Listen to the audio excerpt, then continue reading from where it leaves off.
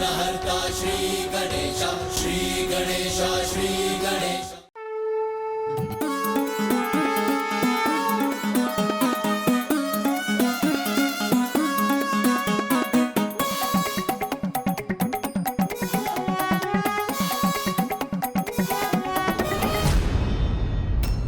ओह बाबा,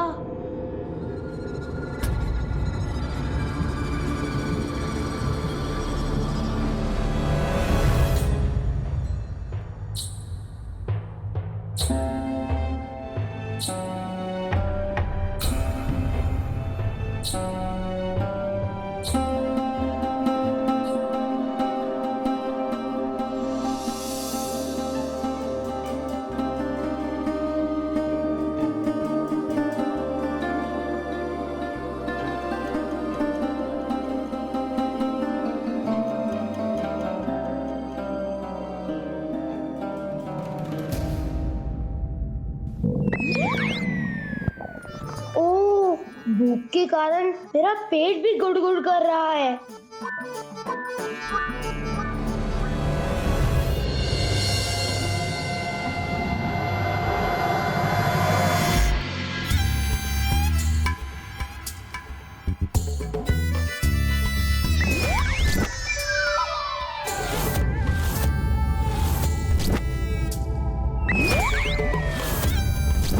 आज तुम्हें घर में ही रहना होगा और भूखे ही सोना होगा। ऐसे कैसे नींद आएगी मुझे? ये रात्रि इतनी धीरे धीरे क्यों कट रही है? कुछ तो करना होगा मुझे।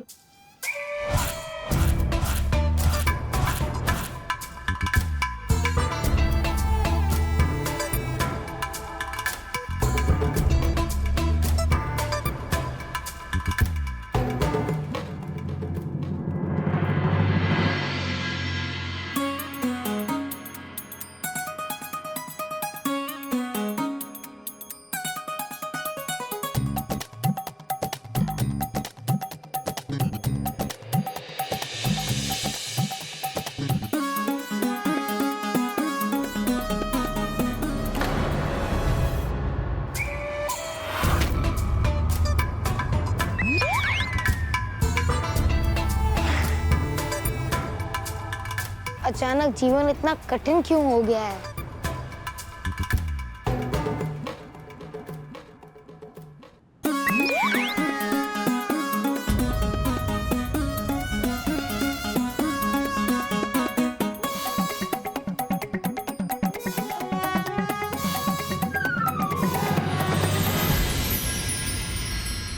जहाँ कठिनाई है वहाँ प्रभु सरलता की, उपाय की एक खिड़की अवश्य खुली छोड़ देते हैं।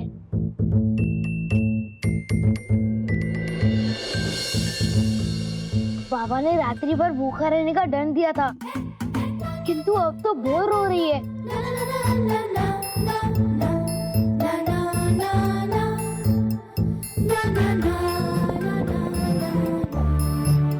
पेट की गुड़गुड़ अब प्रतीक्षा कठिन बना रही है। अब मैं रुक नहीं सकता।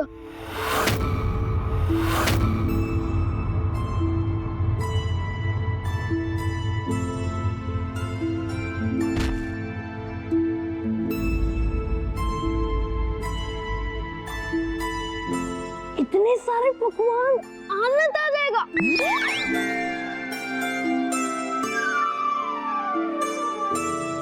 क्या खाऊं, क्या खाऊं? मोदक नहीं नहीं, गुड़ पोली नहीं नहीं,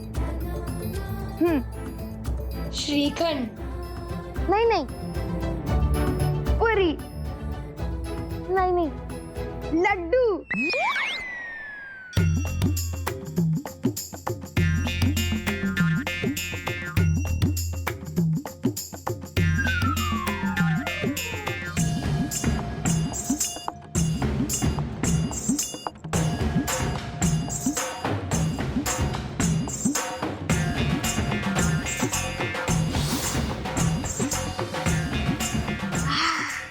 आनंद आ गया।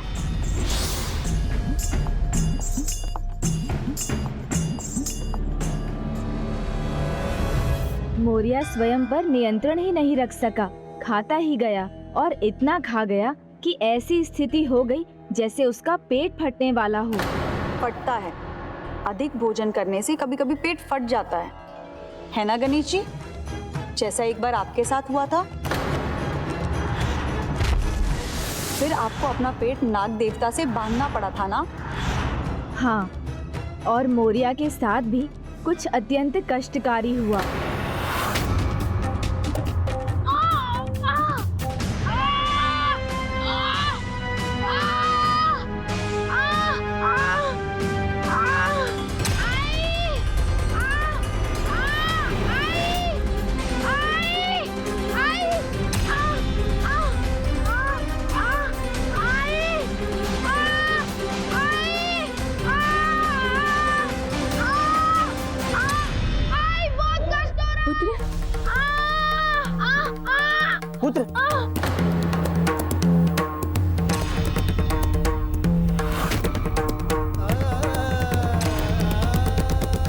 पुत्र, पुत्र, स्वामी आराम से। तुमने ये क्या कर लिया पुत्र? तुम लेटे रहो, मैं अभी किसी वैद्य को लेके आता हूँ। सब ठीक हो जाएगा, शांत हो। मुझे बहुत दुख रहा है माँ। आइए, देखिए। वैद्य जी देखिए।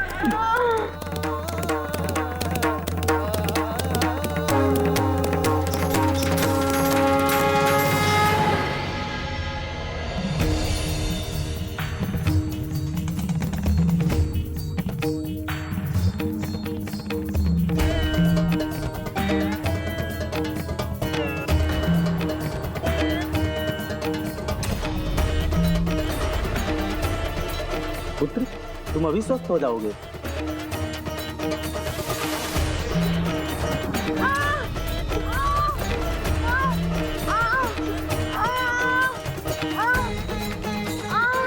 वैद्य जी, स्वामी, पुत्र धीरज रखो, मैं दूसरे वैद्य को लेके आता हूँ। जल्दी जाइए।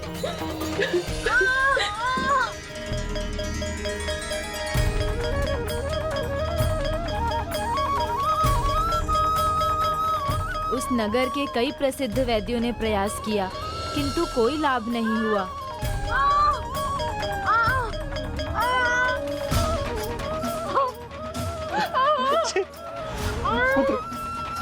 माँ, कोई लाभ नहीं हो रहा है मुझे माँ। कैसे सहायता करूं अपने पुत्र की? स्वामी, स्वामी कुछ कीजिए, मेरे पुत्र के कष्ट को दूर कीजिए स्वामी।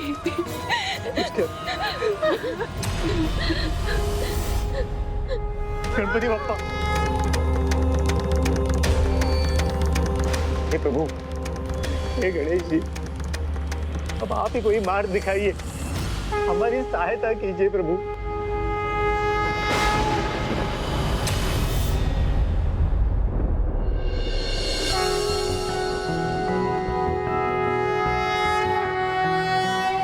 गणपति बप्पा की जय हो।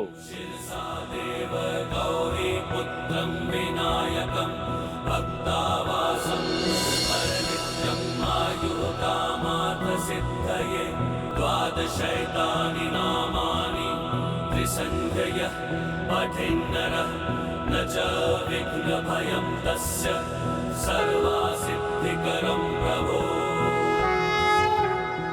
ऋषि हाँ, मैं ऋषि नारायण भारती गोसावी हूँ। मैं यहाँ से जा रहा था तो किसी की कष्ट भरी चीख सुनी, इसलिए यहाँ आ गया। ऋषिवर, वो मेरा पुत्र मोरिया है। आइए आइए आइए ऋषिवर, कोई भी औषधि इसकी सहायता नहीं कर पा रही है, यहाँ तक कि सारे वैद्य हार मान गए। ऋषिवर, इसने भोजन अधिक खा लिया, कुछ कीजिए ऋषिवर।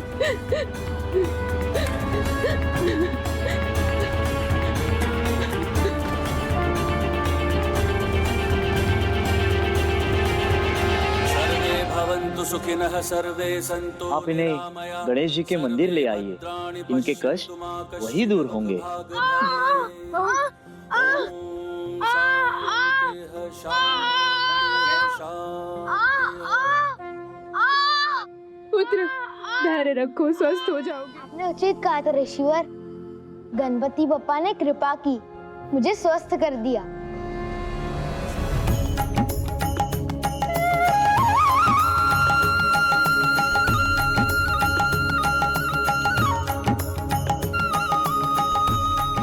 धन्यवाद ऋषिवर। ऋषिवर, आपको कोटि कोटि धन्यवाद। पुत्र, तुम संस्कारी हो, बुद्धिमान हो, फिर ऐसे भूल कैसे कर दी तुमने? आवश्यकता से अधिक कभी नहीं खाना चाहिए। स्वाद का लालच नहीं करना चाहिए।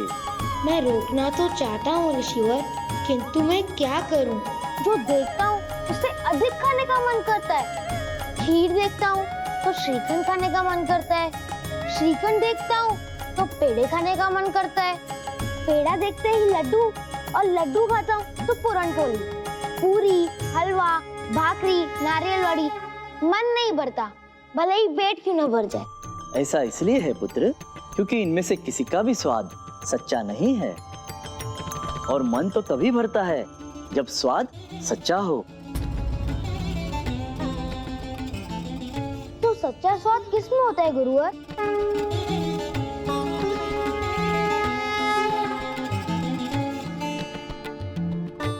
अब तुमने मुझे गुरुवर बुलाया है तो मैं बताता हूँ शिष्य। सच्चा स्वाद स्वादिष्ट पकवानों में नहीं, उनकी रुचि में भी नहीं, बल्कि ईश्वर की लगन में है। गणपति बप्पा की सेवा और पूजा उनकी सच्ची भक्ति में ही है। ऐसा करूंगा गुरुवर, तो क्या गणपति बप्पा मुझे साक्षात दर्शन भी देंगे? हाँ पुत्र, सच्ची भक्ति से ये भी संभव है, किंतु सच्ची भक्ति सभी प्रकार के मोह को त्यागने पर ही संभव है। इसलिए सच्ची भक्ति के लिए तुम्हें पकवानों का मोह छोड़ना होगा। आप सच्ची भक्ति के लिए मेरा मार्गदर्शन करने की कृपा करेंगे गुरुवर?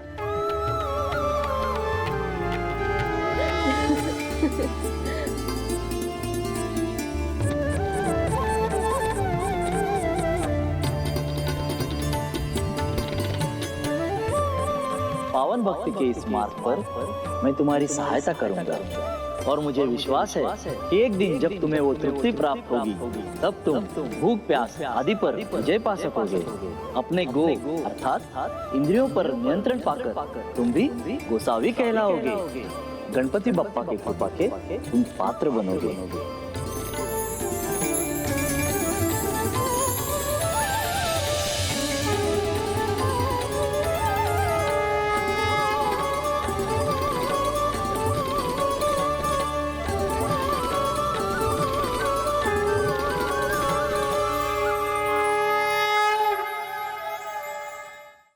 गुरु के आशीर्वाद और उनकी देखरेख में मोरिया भक्ति के मार्ग पर चल पड़ा।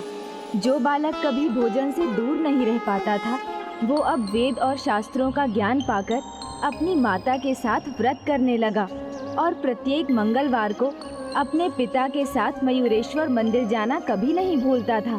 भोजन का मोह छोड़कर उसने अपना ध्यान भटकने से रोक दिया। क्या हुआ पुत्र? मिष्ठान की दुकान है ना पीछे बाबा, बस उसे देखे खाने का मन न करे, इसलिए बिना देखे चल रहा हूँ। ओ मोरिया, भूखे पेट कहाँ चले? एक बार इधर देख तो लो। लड्डू, जलेबी, एक बार देख तो लो, बहुत कुछ है यहाँ। बाबा, आपने पर्दा क्यों बंद कर दिया? पुत्र, ये भोग चढ़ाने की विधि है। हम उन्हें आमंत्रित करेंगे तो गणपति बप्पा भोग करने आएंगे, और जो बचेगा वो हमारे लिए होगा बप्पा का प्रसाद। मोरिया अत्यंत सरल हृदयी था।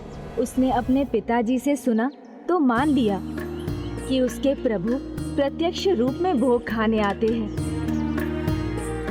बाबा, आज मंगलवार है ना, तो चलिए ना गणपति बापा के दर्शन करते हैं। चलो।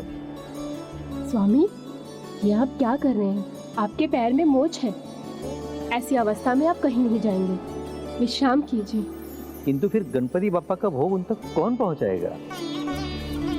मैं हूं ना बाबा। अब हमारे साथ खेलने नहीं आओगे क्या?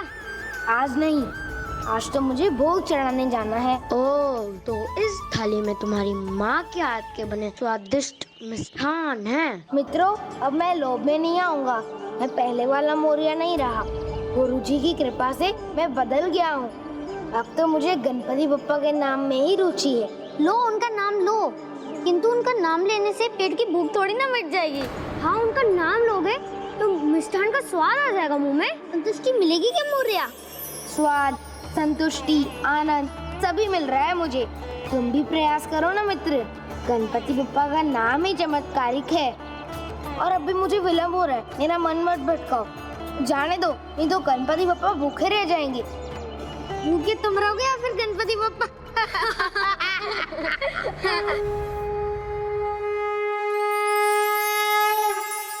और दोस्तों ने मुझे बातों में लगा लिया। आपके नाम की मिठास नहीं समझे है ना अभी, पर चिंता मत कीजिए, मैं आपके लिए बहुत स्वादिष्ट भोग लेके आया हूँ। देखिए, पूरे 10 लड्डू। बस अब मैं शीघ्र आपकी पूजा कर आपको भोग चढ़ाऊंगा।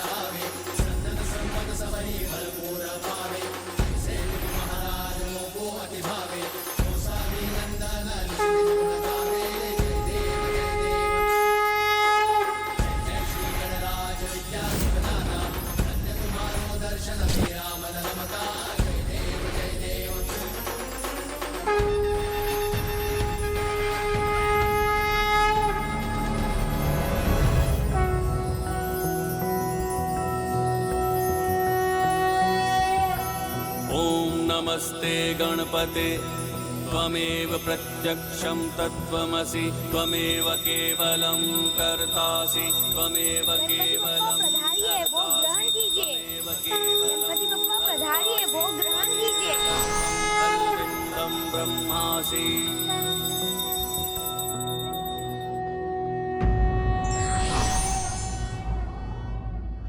बड़े लक्ष्य की प्राप्ति के लिए व्यक्ति का त्याग भी बड़ा होना चाहिए।